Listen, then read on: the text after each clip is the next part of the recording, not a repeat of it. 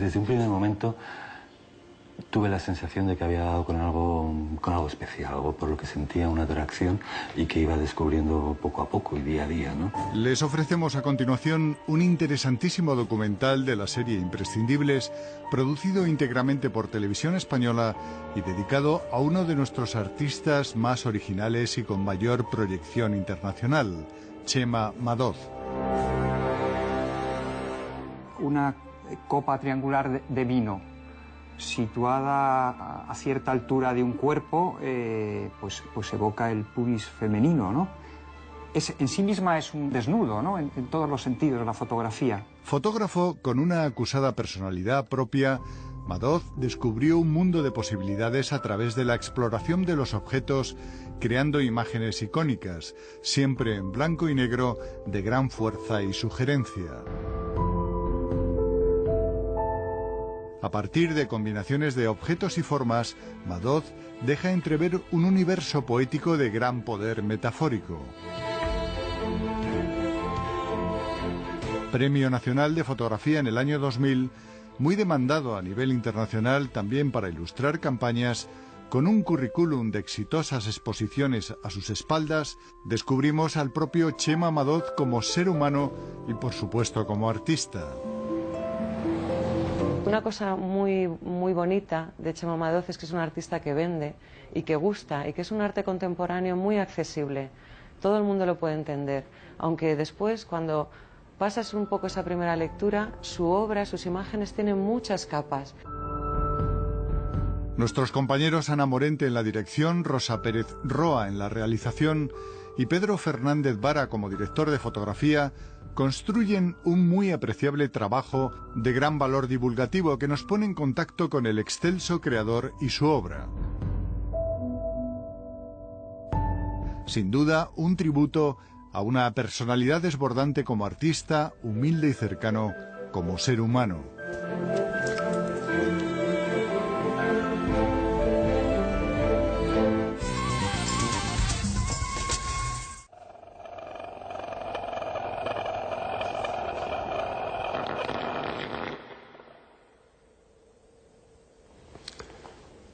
Recuerdo en una ocasión, debía tener unos 4 años aproximadamente antes de empezar a ir a la escuela, que mi madre me llevó a unas clases privadas pues, para que me fueran enseñando un poco los rudimentos de los números, la escritura.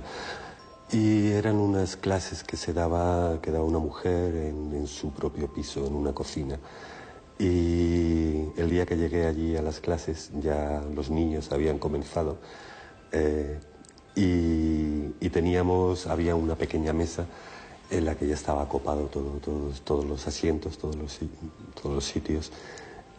Y como no había un lugar para mí, la mujer, lo único que se le ocurrió fue habilitarme con una pequeña banqueta, un pupitre, y para ello me puso la banqueta delante del horno de la cocina, abrió el horno de la cocina y ese se convirtió en mi primer escritorio, ¿no? Escribiendo sobre el propio horno y ante ese recuadro negro, ¿no? Ahí yo creo que fue el primer momento para mí en que tomé conciencia de las posibilidades que ofrecían los objetos, ¿no?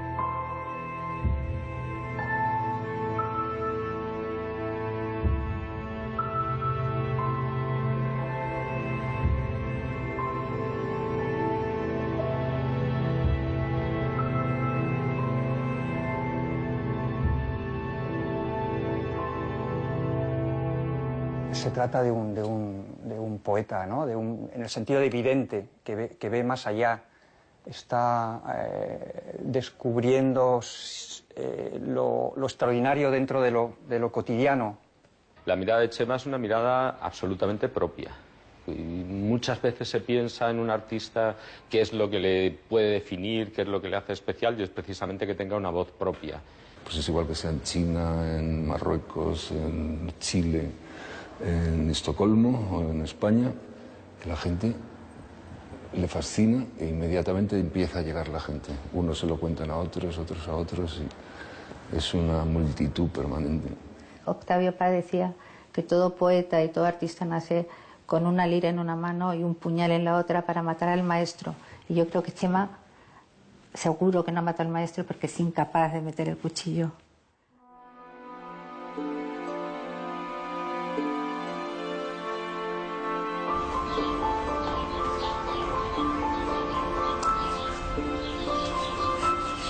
En la mayoría de las ocasiones las imágenes responden a un dibujo previo, un pequeño boceto, una pequeña aproximación, para ver cómo funcionan visualmente.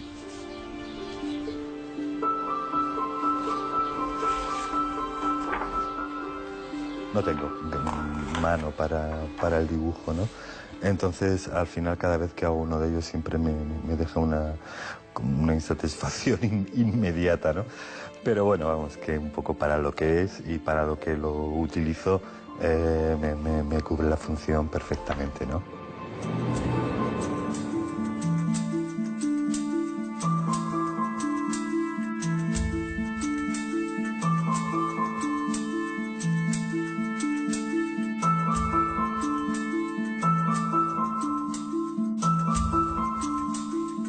La serie de las piedras nace de una forma también un tanto anecdótica, ¿no? En la medida que la primera de ellas es un pequeño piececito, la huella hecha con unos pequeños cantos rodados, ¿no? Surge jugando en la playa con Pablo, con mi hijo cuando era pequeño, ¿no? Haciendo un juego prácticamente de infancia, y a partir de ahí surge esa idea de decir, bueno, vamos a ver qué más cosas se pueden hacer, ¿no? Con los cantos rodados, ¿no?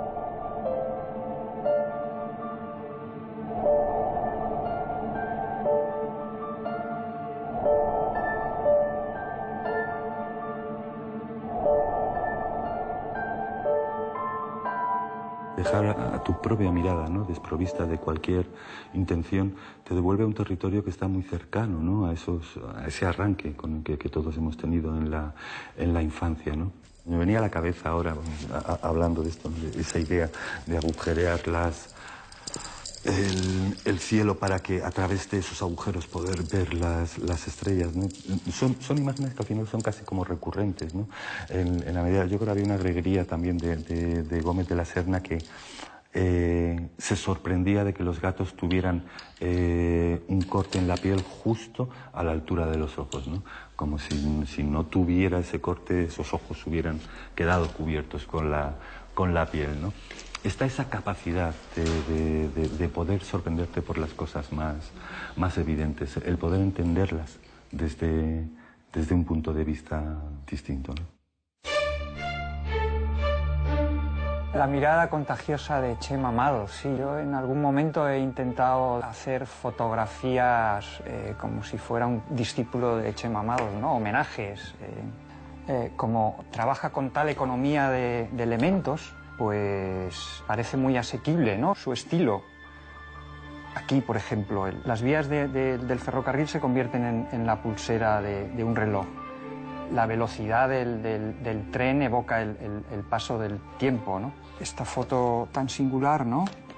Una copa triangular de vino situada a cierta altura de un cuerpo, pues evoca el pubis femenino, ¿no? En sí misma es un desnudo, ¿no? En todos los sentidos, la fotografía. Son indescriptibles las fotos. Hombre, a mí me gusta mucho esta imagen, ¿no? De la lupa que se convierte en llave o viceversa, porque es la llave de la mirada. Finalmente, aunque Chema no titula sus fotos, ¿no? Son poemas visuales, realmente. Eso es otra característica en común con José Valdelomar, ¿no? La escuela donde se enseña sin esperar a la luna y a plenas luces del día a furarse a los gitanos con las pupilas abiertas. Aunque Valdelomar siga siendo prácticamente un desconocido, consagrado pero desconocido 100 años después de su nacimiento, y Chema haya obtenido un reconocimiento relativamente temprano, no es que sean ajenos al mundo, ¿no? Pero son como seres de otro planeta, ¿no? Yo creo que están más conectados con el cosmos que con el presente histórico, ¿no?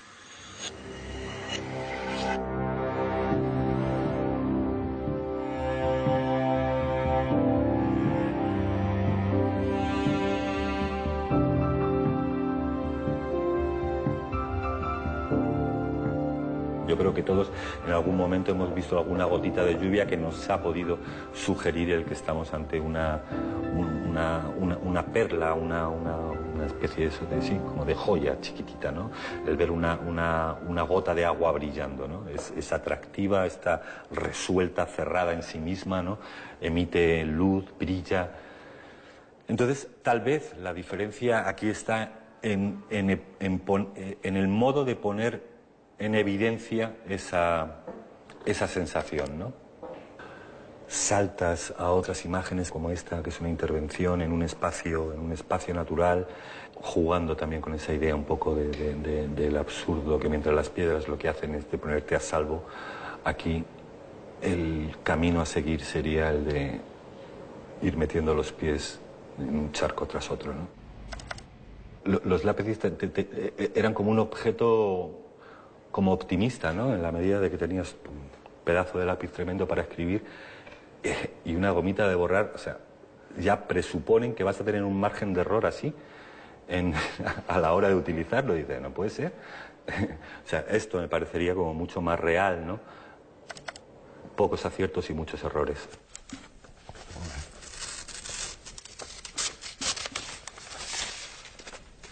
Siempre a Chema le he visto con este arrebato de aquella peli de Iván Zulueta, cuando explicaba al protagonista aquello de que hay que recuperar esa mirada infantil, la que te concentras en algo y te aíslas completamente del mundo exterior, que es algo que muchos vamos perdiendo con la madurez. Y Chema ha sido capaz de permitirse seguir jugando, lo que también a los demás nos proyecta el poder meternos en una imagen para jugar con él. Y yo creo que eso, consciente o inconscientemente, se lo agradecemos todos. Ahora vengo de un taller que he estado dando en Lima, y una de las alumnas dirigía un grupo de chavales de los barrios periféricos de Lima, y el modelo que tienen de creación de fotografía es Chema Amador, porque él es capaz de generar imágenes sorprendentes, espectaculares, densas, capaces de comunicarse con la gente utilizando una piedra. Y para esta mujer, que quería que sus chicos no contaran con o no echaran de menos cámaras sofisticadísimas o modelos o teleobjetivos, trabajan con cámaras estenopeicas y trabajan con cualquier material. Y el referente es, fijaros, este gran artista que es Chema, y ahí están todos como con su ídolo Chema y sus fotos por ahí puestas, pinchadas en el sitio donde están trabajando.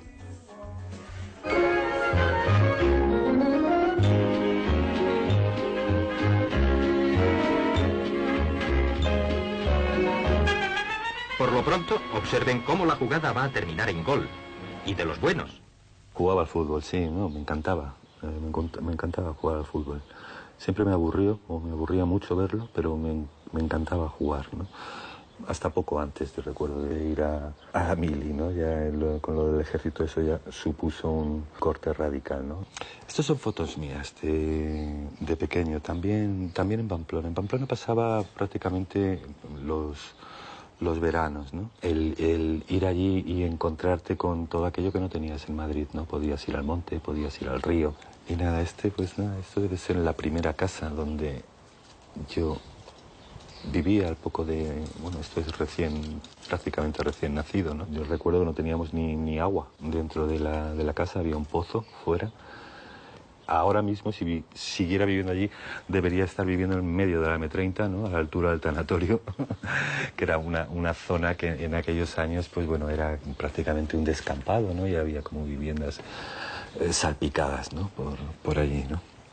El poblado dirigido de San Blas constará de 1.770 viviendas subvencionadas. Que mi infancia, pues bueno, pasa en un barrio de Madrid, en un barrio obrero, como era San Blas en aquellos años.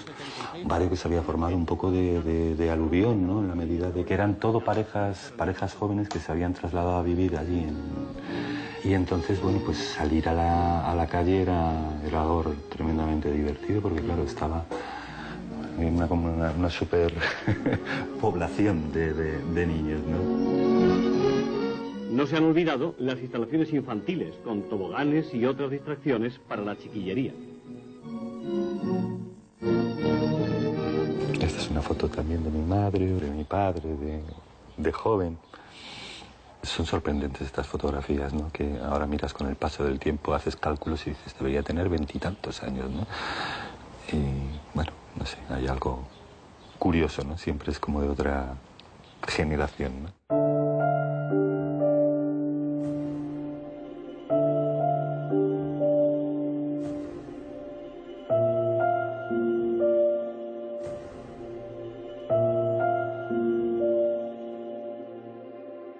Pues yo creo que unos 20 años o poco más o menos fue cuando compré mi primera cámara, ¿no?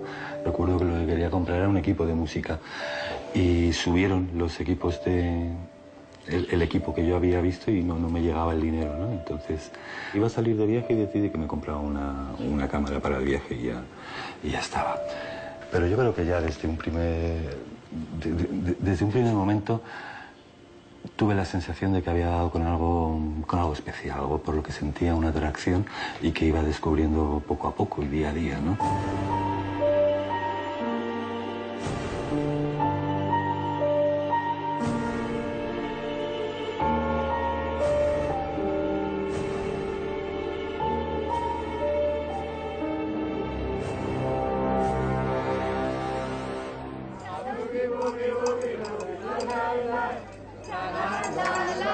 Lo que comentábamos de la presencia de Chema en la movida, en la última fase de la movida, ¿no? Claro, ahí de pronto surge una constelación de fotógrafos extraordinaria, pero están atentos a lo que está sucediendo en la ciudad, ¿no? En la calle, mientras que Chema está mirando hacia adentro, ¿no?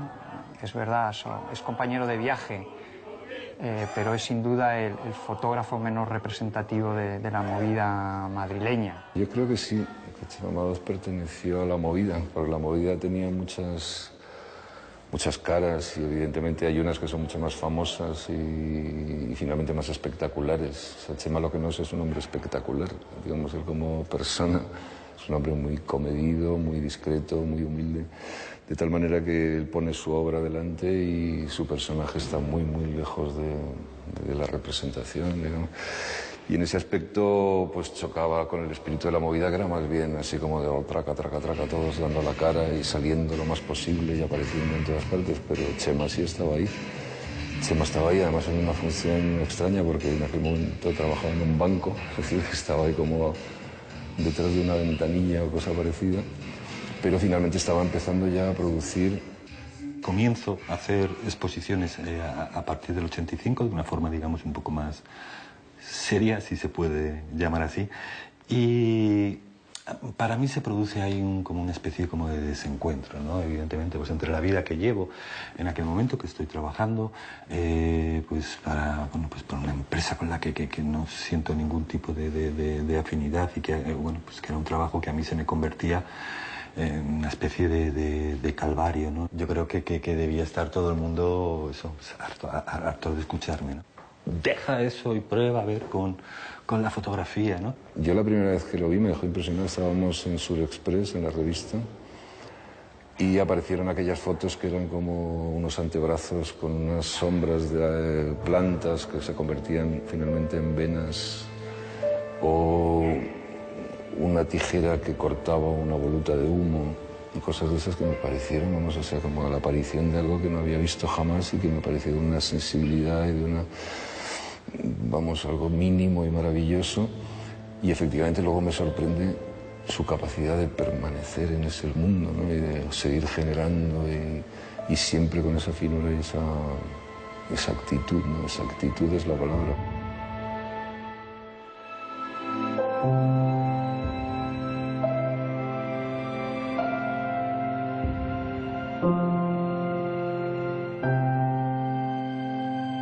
El taller era de Javier Balonraz y curiosamente en ese taller nos dimos cita a un montón de fotógrafos, unos eran ya conocidos, otros todavía no nos conocía nadie, pero ahí estábamos todos. Estamos hablando del año 87, creo que fue aquel taller. Y fue un taller mágico, porque a mucha gente le revolucionó la cabeza. Venían por la mañana hechos un asco de no haber pegado ojo durante la noche, muchos cambiaron de manera de fotografiar a partir de ahí. Y fue muy grato, visto con el tiempo, la sinergia que hubo en ese taller. Yo creo que no la ha vuelto a ver en todos los talleres que hicimos en el Círculo después. A la hora de hacer la selección, lo que he hecho ha sido escoger trabajos de algunos artistas con los que de alguna manera siento que hay como una cierta afinidad, ¿no? Hay algún que otro fotógrafo, pero yo creo que la gran mayoría de los que vamos a ver trabajan con soportes diferentes. Gente que hace instalación, gente que hace fotografía, gente que hace escultura, pintura, bueno, un poco de todo, ¿no? Entonces, es una selección que tal vez hace más hincapié en la obra como el lenguaje, en los códigos que se utilizan, las tipografías, el grafismo, la poesía visual, el jugar con la información de una manera absolutamente simple, sencilla y con un cierto sentido del humor también, ¿no? Porque siempre me ha parecido, ¿no?, que en el momento de arrancar necesitas apoyos, necesitas sitios, lugares donde engancharte un poco, ¿no? Yo creo que es realmente imposible pues partir de la nada.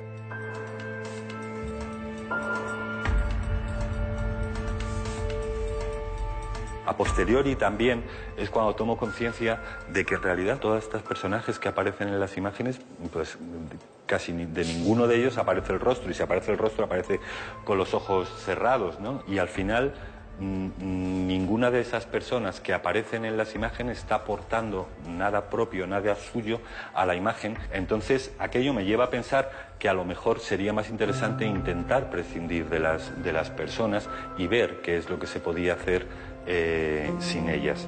Entonces, ante esa idea, el objeto aparece como un territorio natural. De alguna forma es ahí que empiezo a tomar conciencia que detrás del objeto hay algo más que el objeto cotidiano de uso normal, y que detrás de ello hay como muchas más posibilidades de las que podríamos reparar en un primer momento.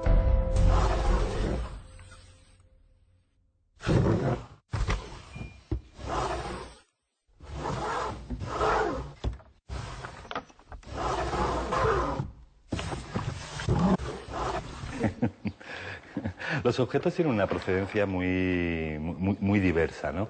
Puede haber objetos que pueden ser del todo a 100, puede ser de un rastrillo, mercadillo, de cualquier tienda, del contenedor de la basura, de cualquier lugar pueden proceder, ¿no?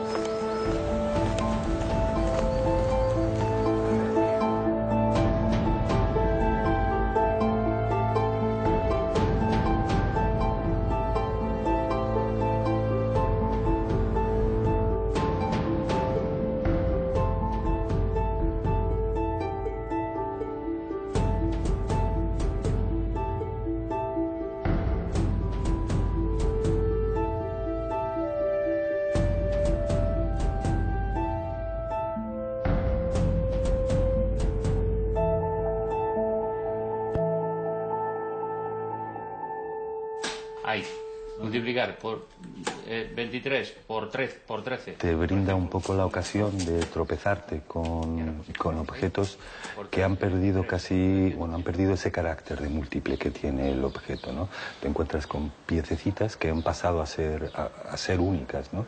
Y que difícilmente podrías recuperar otra similar. No es que busque la extrañeza, sino todo lo contrario. Lo que busco es algo que se pueda reconocer perfectamente. Pero con todo y con ello hay en ocasiones, ¿no?, que das con objetos verdaderamente singulares, ¿no? Humildemente al señor tendero. 250 gramos de lapislázuli, cuarto de kilo de obsidiana, 1 kilo de cuarzo rosa en una sola pieza para hacer láminas en casa, 2 onzas de cinabrio en polvo del picante.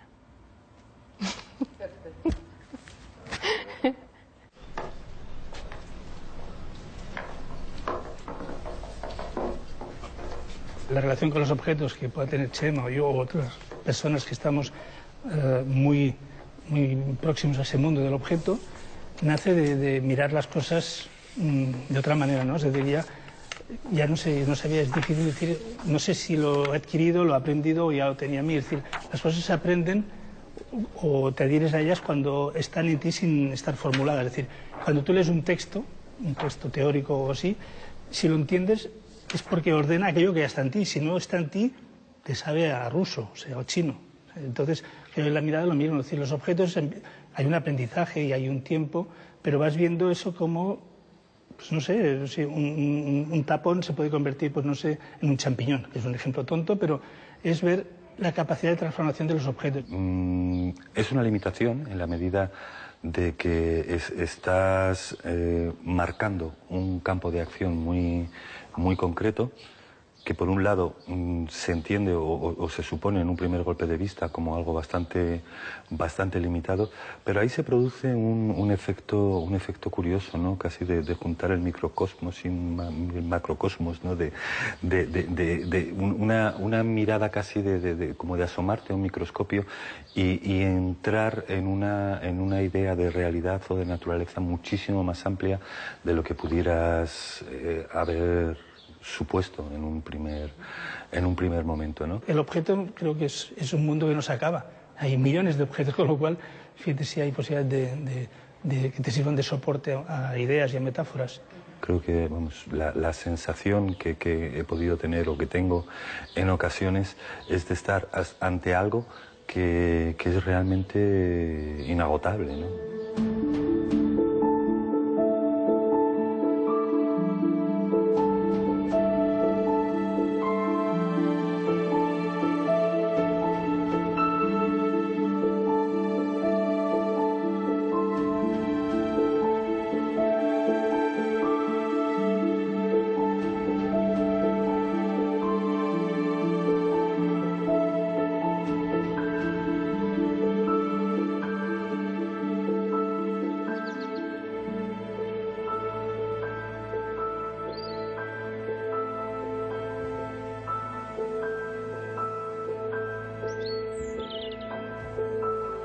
No utilizo zooms, no utilizo un gran angular, algo que deforme, ¿no?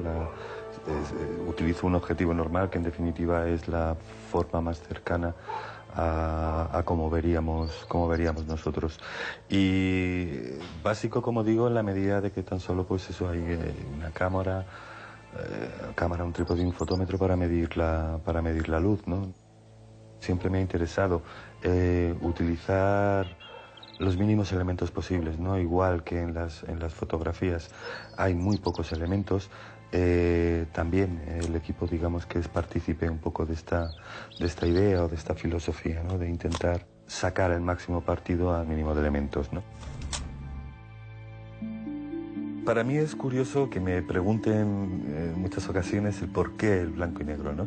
Yo creo que al que utiliza color nadie le pregunta ¿por qué utilizas el color?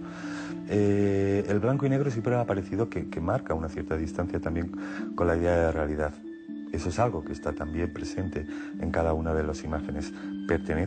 Están dentro de ese territorio de la realidad, pero hay algo que los lleva a un territorio diferente, distinto. Yo reconozco que en un primer momento, ¿no? Pues también para mí el definirme, autodefinirme como fotógrafo, tenía algo práctico, ¿no? Algo que supone que de alguna manera cuando hablas con alguien que está alejado del mundo del arte, ¿no? Si quieres explicar qué tipo de fotografía haces o qué es lo que estás haciendo, se vuelve un ejercicio realmente complicado, ¿no? Entonces, el hecho simplemente de decir que eres fotógrafo, la gente, bueno, ellos aplican su propio cliché y ya, bueno, pues encasillan como que estás haciendo entienden como que haces un trabajo que tiene una función. Lo divertido de todo esto es que es justo lo contrario, ¿no? Que si hay algo bonito en esto es esa parte, ¿no? de inutilidad que hay en ello, ¿no? En todas esas pequeñas manipulaciones o imágenes, ¿no? Que me resulta, o es la parte que tiene para mí más atractivo, ¿no?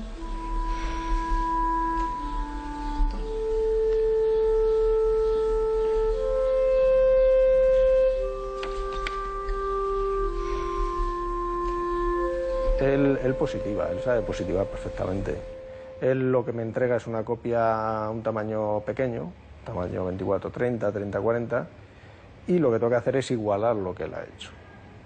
Es decir, es así de sencillo y así de complicado. Pues claro, tengo que estar desandando todo el camino que él a lo mejor me dice, esta zona si quieres te la oscurezco un poco, te la aclaro un poco, pero realmente la fotografía me la entrega. Es decir, lo que tengo que hacer es seguir el guión que él me ha dado. Está bien, mi duda es si pudiéramos intentar perfilar ahí un poquito lo que es el círculo C. Es un matiz del 5%, una cosa así. El hecho de que esté trabajando en fotografía analógica pasa a ser casi como una especie de sello, entre comillas, porque con el paso del tiempo te vas quedando ahí como una especie de dinosaurio, ¿no? Yo lo utilizo porque me parece que tiene sentido también dentro del propio discurso de la fotografía, ¿no? En el momento que tú estás viendo una fotografía analógica, el espectador de alguna forma interpreta que lo que está viendo es la realidad, ¿no? Mientras que en el momento que se pone en evidencia que lo que está viendo es una fotografía digital, ahí todo cabe, ¿no? Para mí es casi como encontrar un agujero dentro de la realidad, ¿no? Una especie casi como de punto negro en el que de alguna forma encuentras una falla dentro de la lógica y de esa idea, ¿no? Que todos de alguna forma tenemos de la realidad como algo inalterable, mientras que es todo lo contrario, o a mí me lo parece al menos, ¿no? Que es que basta un pequeño guiño, una pequeña tergiversación en algo para que todo se dé la vuelta, ¿no?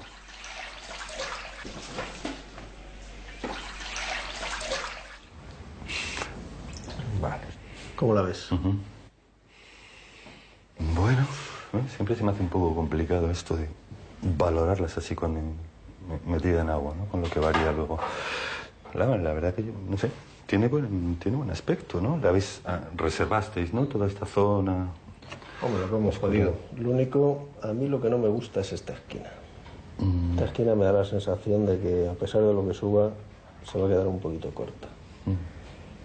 No sé, déjame verla de todas formas, porque yo creo que igual cuando sé que... Solamente la cuarta copia. De alguna manera. El procedimiento tradicional, que ahora se llama analógico, tiene una plasticidad muy superior al que tiene el digital. Más volumen, más profundidad, es otra cosa. Piensa que estamos hablando de que Chema, sus fotografías, al final es un objeto plástico, que está contándonos algo, nos está dando un contenido, pero el objeto es un objeto plástico. Y contra mayor sea la plástica, mejor.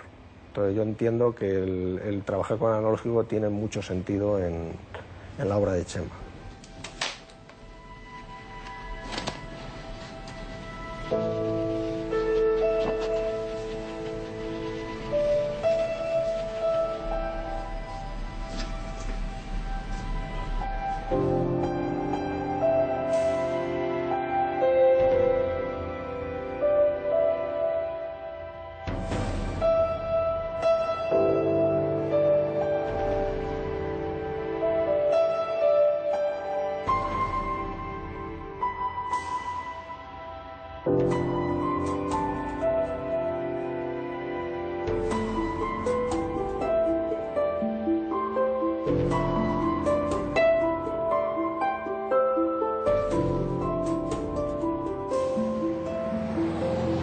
plato sopero humeaba sobre la mesa.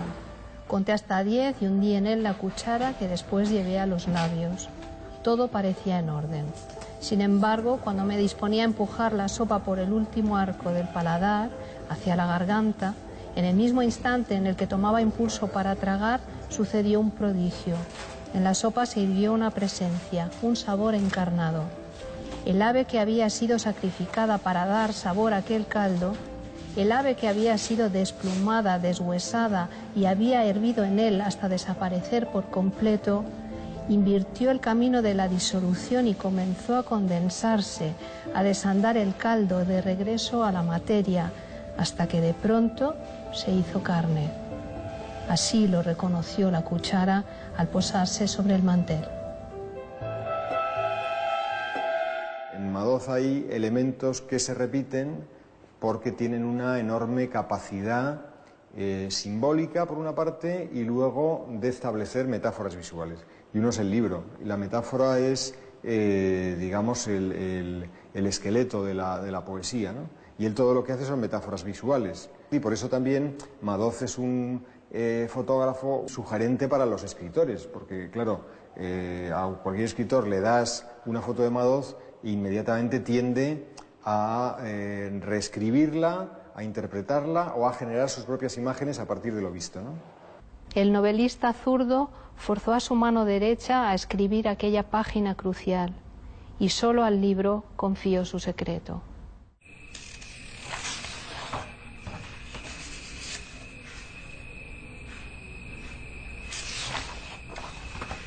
Un libro, evidentemente, y a lo largo de los años, pues se ha ido cargando, ¿no?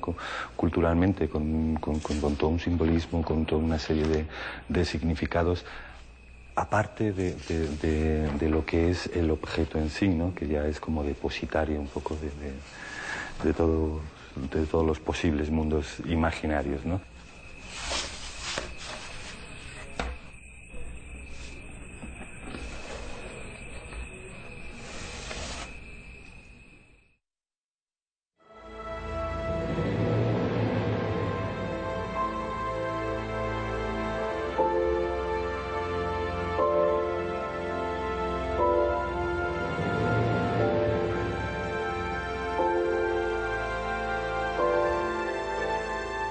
Nunca he tenido o se me ha pasado por la cabeza hacer una imagen a partir un poco de alguna de las greguerías de Gómez de la Serna, ¿no? A la hora de trabajar con el objeto, de alguna forma se está trabajando desde la misma tesitura que estuvieras trabajando con palabras, que no, tanto en un caso como en otro, con lo que estás trabajando es con las ideas, estás trabajando con los conceptos, ¿no? Y de cómo, cuando relacionas unos con otros, cuáles son las interferencias que se pueden provocar o las reacciones, ¿no? Que esa relación provoca, ¿no?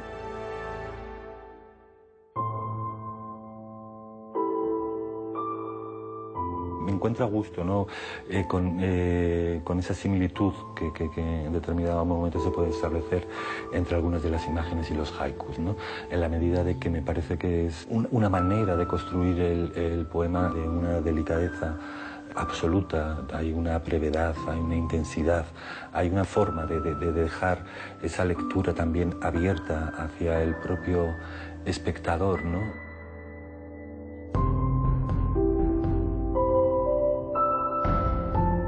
Recuerdo que en el momento que surge esa imagen, casi inmediatamente pienso en el texto de Tanizaki, abro el libro de Tanizaki y el texto que aparece en la fotografía es el primer lugar donde el primer fragmento con el que me encuentro, y es en el que habla sobre la luz que viene del exterior y que ilumina los interiores, que se proyectan sobre la pared, ¿no? Que dices, bueno, esto es magia, ¿no? Dice, este es el texto, ¿no? A nosotros nos gusta esa claridad tenue, hecha de luz exterior y de apariencia incierta, atrapada en la superficie de las paredes de color crepuscular y que conserva apenas un último resto de vida. Para nosotros, esa claridad sobre una pared, o más bien esa penumbra, vale por todos los adornos del mundo y su visión no nos cansa jamás.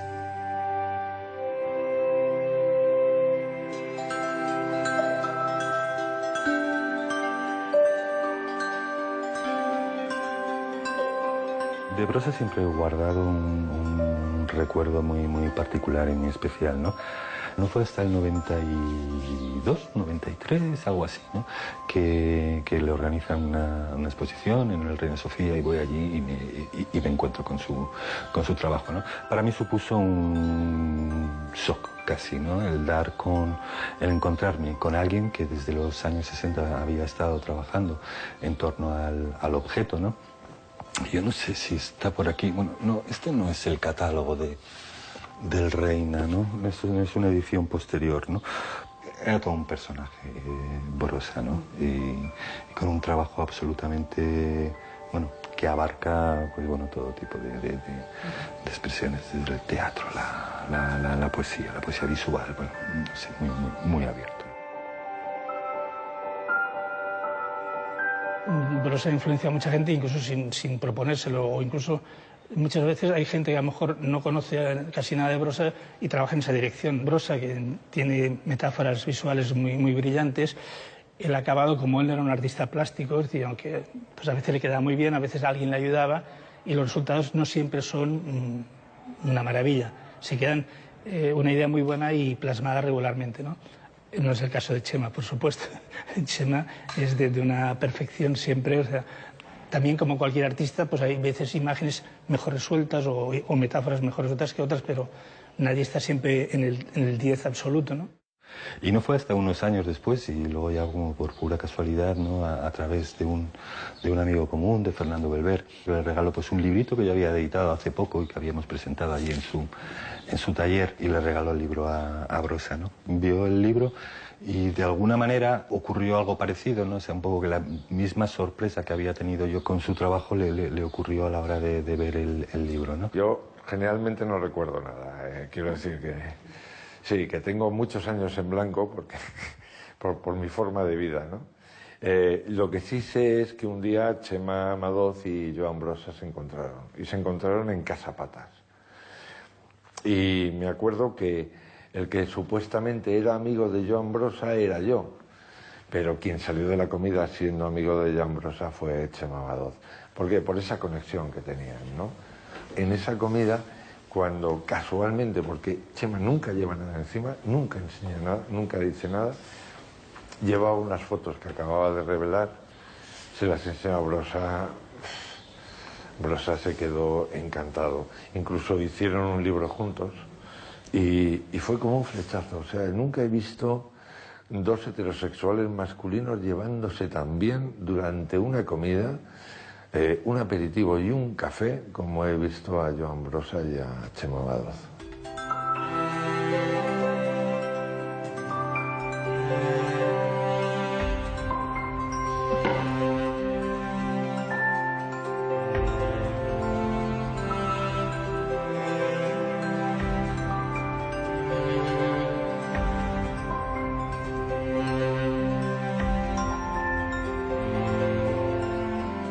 Yo siempre he querido convencer a Chema de que hiciera exposiciones de sus obras, no de sus fotografías. Chema siempre se ha negado. Si expusiera las piezas escultóricas sobre las que se basa la fotografía, la gente descubriría que fuera del fotógrafo hay un Brossa, hay una poesía visual.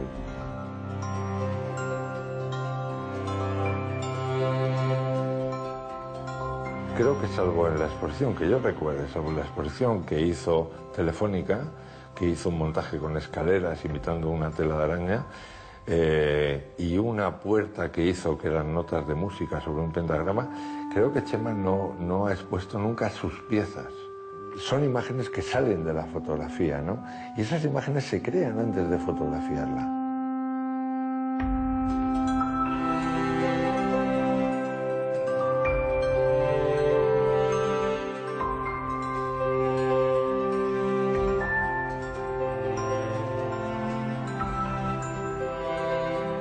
Luego a la francesa, es decir, que se lee de abajo arriba, se lee en este sentido, Madoz pequeñito, abajo. Vale. Luego en la portada va con un golpe seco, va puesto Tempo Madoz con la tipografía, me parece que era una Bodoni, a un tamaño más grande y tal. Vale. Entonces, esto es lo que va a ir de piel, todo esto, es decir, esta parte, el lomo y esta parte de atrás, y esta, es decir, la piel viene por aquí, solapa en esta tapa y es lo que hace la articulación. en negro. Es una piel negra lisa, no tiene grano, o sea que tiene una textura muy bonita. Era bonita que se viera toda esta masa de este cambio de textura, ¿no? Del cartón, la cartulina con el golpe seco y esto que es la piel, ¿no? Que tiene otro brillo y otra textura. Chema es un autor básico en la fotografía española, ¿no?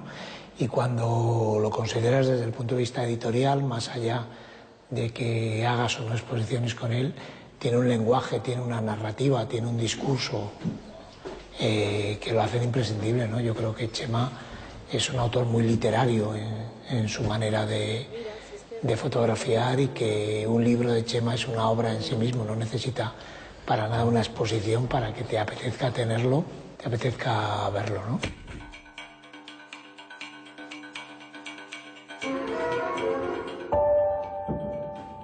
Lo de las portadas del libro, a mí siempre lo he sentido, lo he visto como una especie de territorio natural. Recuerdo que en un principio, en los años 70, principios de los 80, había una serie de portadas que hacían Alianza, que se las encargaban a Daniel Gil, que yo creo que dio con una manera de trabajar, curiosamente hay gran parte de ellas que giran también en torno al objeto, pero consiguió una serie de portadas que desde mi punto de vista eran absolutamente rompedoras, ¿no? La diferencia con Chema es que él establece su propio discurso. Esa es también la pregunta que a veces me hacen si el diseño es arte. El diseño utiliza herramientas propias del mundo del arte, pero lo que la diferencia es que el artista tiene su propio discurso y el diseñador o ilustrador no. Siempre está sujeto a un discurso ajeno, lo cual no quiere decir que tú no puedas enriquecerlo y apropiarte de él, ¿no?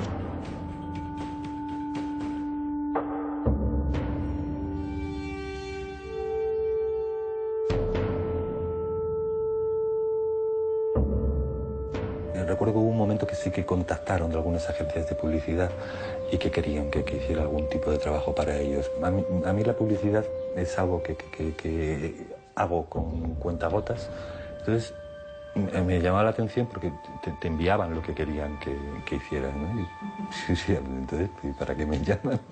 Porque, quiero decir, hay infinidad de fotógrafos profesionales que resuelven eso, ¿no? Y encima lo van a resolver muchísimo, 100 veces mejor que yo, ¿no? O sea, a mí lo que me interesa es el proceso para llegar ahí. Si eso está resuelto, tampoco tengo sensación de que yo ahí pinte nada, ¿no? La Purificación García es una colaboración que la verdad es que ya se va extendiendo, ¿no? A lo largo del tiempo. No recuerdo muy bien, yo creo que fue, no sé si fue en torno al año 97 o 98. Siempre me he sentido con carta blanca y un poco y he sentido, ¿no? el apoyo y el respaldo de ellos, ¿no? Entonces para mí ha sido siempre una colaboración absolutamente, de hecho es lo único que hago, porque me resulta absolutamente cómodo, ¿no? O sea, para mí es casi como familiar o trabajar con un amigo, ¿no?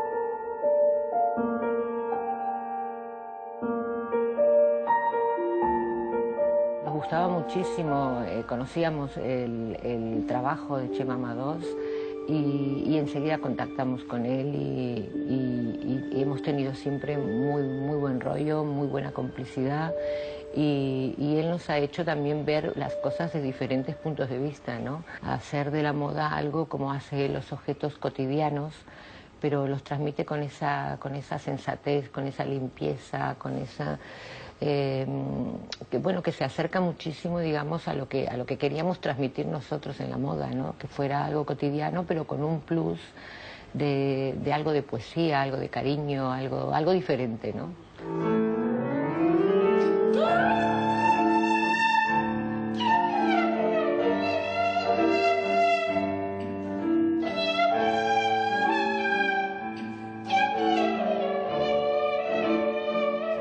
Pues mira, Chema y yo tenemos bastantes cosas en común.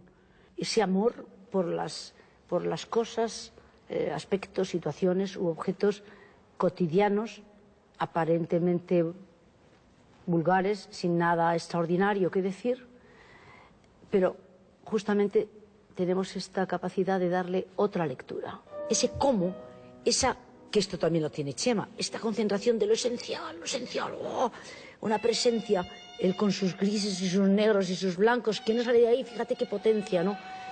Entonces esa concentración lo que te llega al final a dejarlo en algo que es que sea minimal, pero muy potente, ¿no?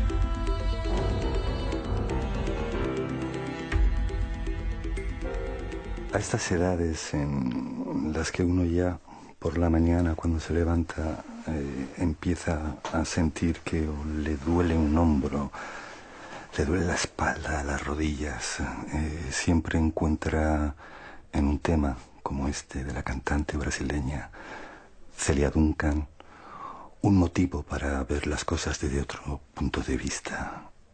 Habla de cómo un hombre con un dolor siempre es mucho más elegante.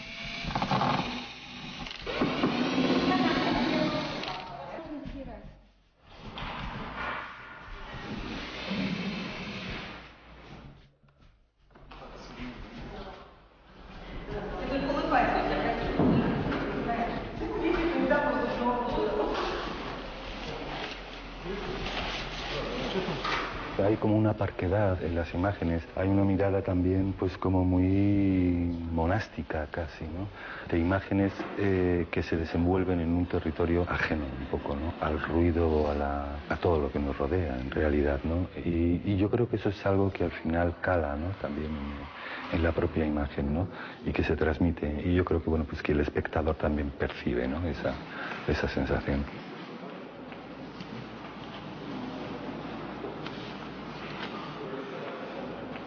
Si estuviera haciendo un trabajo en el que de alguna forma se estuvieran repitiendo los esquemas o me estuviera repitiendo el mismo, creo y confío, ¿no? en que yo sería prácticamente el primero en darme cuenta, ¿no? Lo que no cabe duda es que Chema tiene un mundo propio muy, muy rico. Eso se ve en sus trabajos, ¿no? Porque si no, fíjate que lleva años haciendo y podría haber caído en una repetición o encerrarse en una manera, ¿no? Y es siempre, o sea, no es que se supere, es que va evolucionando, va creciendo. Ha conseguido una cosa que muy poca gente consigue, ¿no?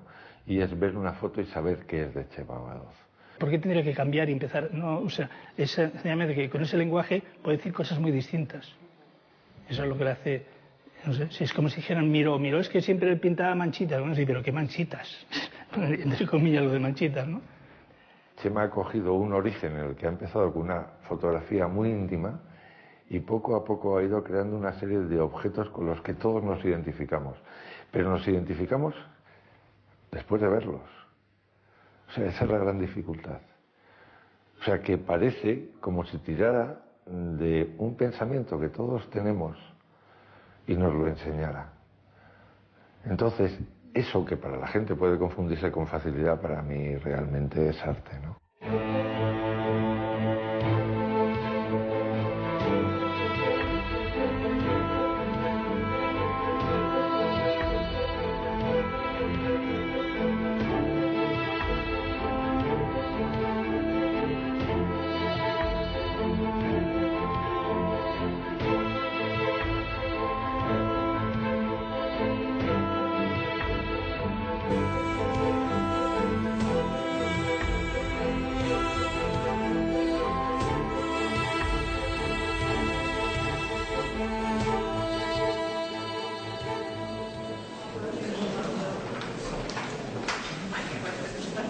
Я подготовил короткий дискурс, это спасибо, и длинный, большое спасибо. Chema, ¿qué significa para ti Exponer en Moscú? El objetivo del comercio del arte, digamos, del mercado del arte, en última instancia es vender, y efectivamente Chema vende. Es también muy satisfactorio ver cómo vende, es decir, la forma en que la gente dónde terminan las cosas, ¿no? O sea, que es muy importante en mi sentido del arte, digamos, en lo que yo puedo entender del arte, es decir, que va desde la idea inicial, la producción, la exhibición, la visita, hasta hacerlo propio y colocarlo en tu cuarto de dormir, por ejemplo, que es una cosa tan íntima como que convives con una imagen de una manera diaria, o en la cocina, o en un despacho. Y realmente es interesante que Chema, digamos, aunque también evidentemente está en todos los museos, etcétera, etcétera, cómo la gente lo hace suyo y está en todos los rincones de las casas.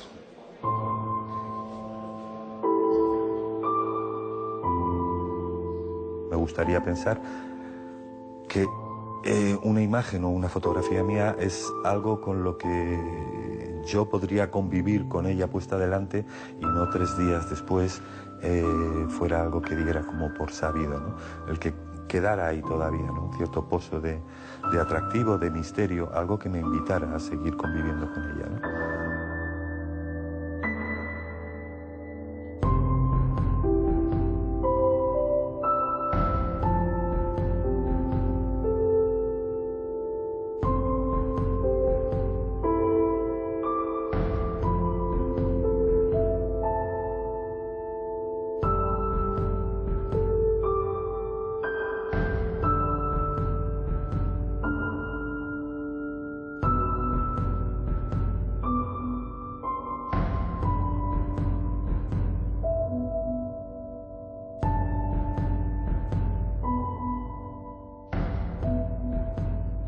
Cuando tienes una crisis creativa... Jamás.